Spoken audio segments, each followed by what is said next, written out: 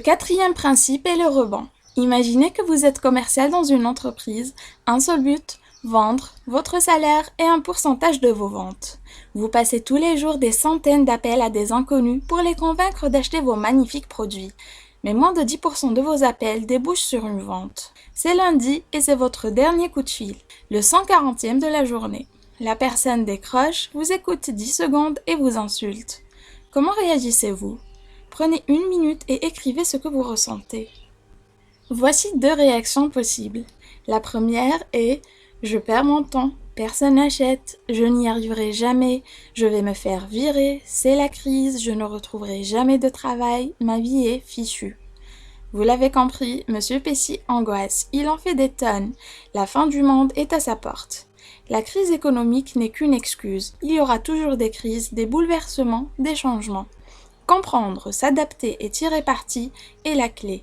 Ça ne sert à rien de rechigner comme un gosse de 8 ans, personne ne va changer votre vie à votre place. Et voici la seconde réaction. Ce n'est pas grave, qu'est-ce qui ne marche pas, comment faire mieux, qui peut m'aider ? Est-ce que Monsieur Opti est sûr de devenir le vendeur du siècle ? Non, par contre, Monsieur Opti va progresser, évoluer et trouver sa voie. Si ce n'est pas la vente, ça sera autre chose, mais il avancera. Souvenez-vous qu'il y aura toujours une solution. Le 5e principe est le cercle de Zoro. Si vous n'êtes pas sportif, inutile de tenter un marathon, évident non ? Pour y arriver, il faut s'entraîner, y aller pas à pas. Et s'il vous plaît, mettez de côté le refrain, pas le temps, pas les sous, pas la priorité. Vous voulez seulement des résultats, de l'argent et vite. Et vous voilà à bâcler ce gros projet, vite fait, mal fait. Résultat, du stress, des journées de 10 heures, du médiocre. Et c'est parti pour le projet suivant. Même traitement, très vite, vous ne pensez qu'à une chose, vos vacances, qui sont dans longtemps vu qu'il y a trop de travail. Et votre formation, vous faites pareil ? Peut-être que vous ne vous formez plus, vos compétences ne vont pas s'améliorer toutes seules. Vous n'avez pas le choix, vu qu'il y a trop de travail ? Eh bien, vous aurez toujours trop de travail. Vous n'aurez jamais le temps, ça sera toujours la crise, alors pensez d'abord à vous. Que voulez-vous faire dans 1 année, 2 ans ou 5 ans ? Si vous avez un but, vous avancez chaque jour et vous reprenez le contrôle. 1 heure par jour pour vous former, tôt le matin. Sur les projets qui comptent, prenez le temps. Mettez-vous de tout petits objectifs, petits pas, petites victoires, qui nous mèneront vers de plus grandes victoires. Le 6e principe est transformer vos habitudes. Tenez-vous vos résolutions du nouvel an ? Probablement pas. Et regardez autour de vous, 80% des résolutions ne sont pas tenues. Vous vous êtes lancé, motivé, vous avez même tenu plusieurs semaines et un jour vous avez oublié. 1 jour, 2 jours, 1 semaine, vous êtes revenu à votre routine. Retour à la case départ avec l'envie d'essayer en moins. Avez-vous l'habitude d'être calme, de bonne humeur, de vous concentrer, de faire du sport, de bien vous nourrir, de vous reposer ou bien de méditer ? Vous êtes prêt à relancer votre habitude ? Pour commencer, aucun problème. Reste à ancrer votre habitude dans le marbre. Le secret, c'est la facilité. Par exemple, un seul clic, télévision, mail et internet. C'est si simple, vous clignez à peine des yeux et 30 minutes sont passées.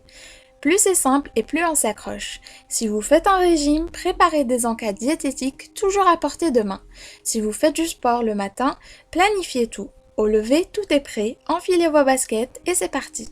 Revenons à l'appel du canapé devant la télé. Un nouveau mail à regarder toutes les 10 minutes, les nouvelles Facebook, et vous voilà parti pour des heures. Il y a quand même mieux à faire, non ? Là aussi, c'est la même potion magique. Plus c'est compliqué, moins on consomme. Au clair, débarrassez-vous des tentations. Pour votre régime, jetez les sucreries. Enlevez tous les raccourcis vers les distractions, les connexions automatiques, les favoris et les alertes mail. Le 7e principe est l'investissement social.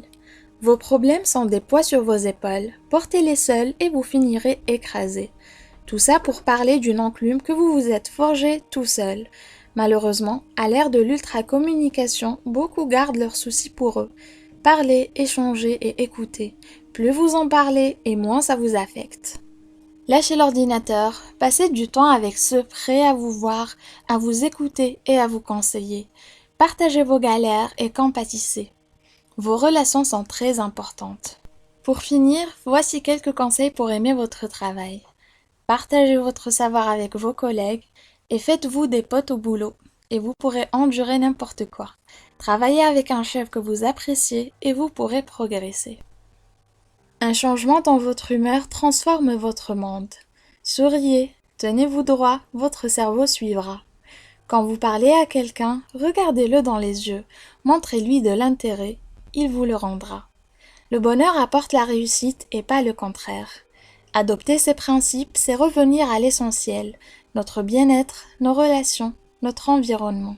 Reprenez votre vie en main, construisez votre bonheur et répandez-le autour de vous. L'important n'est donc pas de fermer en permanence la porte à tout ce qui est mauvais, mais d'avoir un sens de l'optimisme sain, réaliste et raisonnable. L'état d'esprit idéal n'est pas inattentif aux risques, mais c'est au bien qu'il donne la priorité, pas seulement parce que cela nous rend plus heureux, mais parce que c'est ce qui crée davantage de bien.